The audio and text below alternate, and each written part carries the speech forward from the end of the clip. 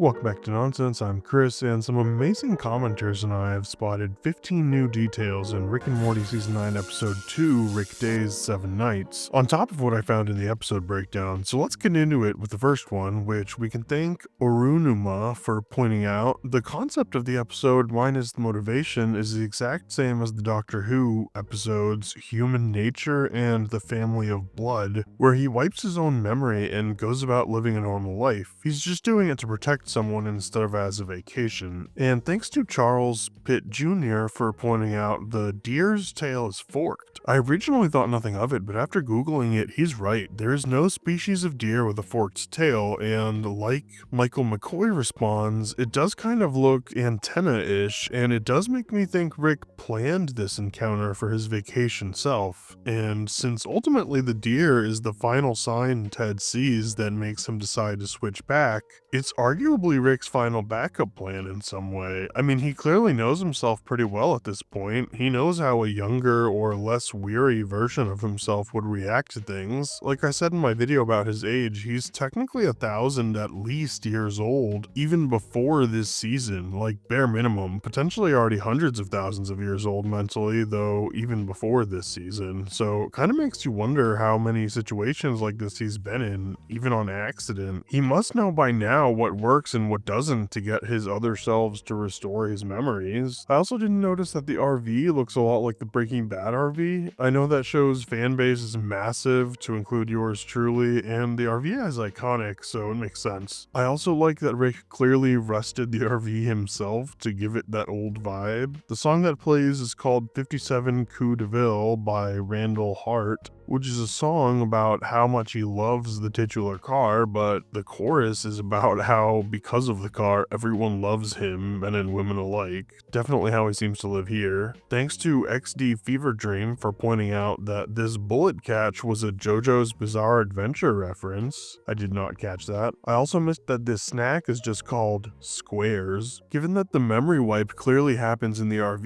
he goes straight to the bowling alley and doesn't seem to move the RV once there. It's safe to say we just learned Rick likes those peppermint candies. Thanks to Charles Parnell for pointing out that Morty's anxiety over the like phone is probably connected to the phone charger Matrix episode. Great catch. Symphony Baritone points out that the drones were clearly parodying the ones from the movie Oblivion. I've seen that, I don't know how I missed it. Great catch. Also, the robot arms Ted gives his friends all have varying numbers of fingers. I also missed the sign for the bowling tournament, which, yeah, if Ted was being himself, would have been the first thing he was interested in, right? Mr. Bowling Champion. Also, while they point out the guy's team name, there's also one called the Pinups, like Pinup Girls and Ballers. I pointed out it was weird Spacebeth only reacted when his blurred penis was in frame, despite from her perspective she would have been seeing it the whole time, but now I'm wondering if the implication is that the two Beths being there was giving him a,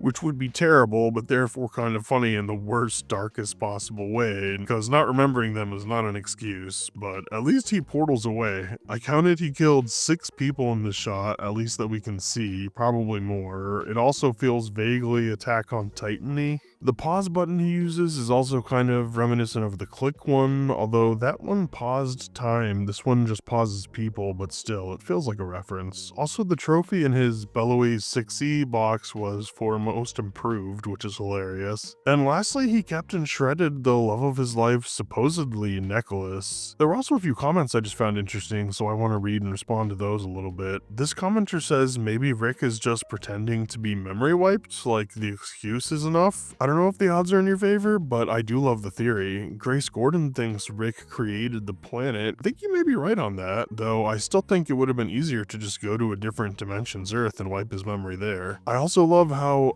Paolo points out how it's the same story cycle with Rick. None of them can have peace because some other Rick ruins it, and then the damaged one loses themselves seeking revenge. Like I said in the breakdown, he basically Dianed himself technically, although like I said earlier, Ted did shred her necklace, so I don't know. And I'm actually going to go ahead and add in, because there wasn't much there, the details for episode 3, Rick Fu Hustle, as well right here. The first of which is just, I'm wondering how this dude was disposing of the body bodies of all his victims, especially this guy who he killed in his own home. I also realized it makes no sense that after it's done cleaning the pool, Jerry got the other guy because he was afraid. He should have just shut the machine off. I missed that there's a store called Paper Clips, I assume like a Staples parody. Thanks to Ichiro Fuma for pointing out the monster is modeled after Jing Tian of Chinese mythology, but that's all I've got for this video. I'm working on the next in the series and just a ton of other stuff, so please subscribe if you love animated sitcoms. Let me know what you'd like to see me cover in the comments. Thank you so much for watching, and I'll see you in the next video.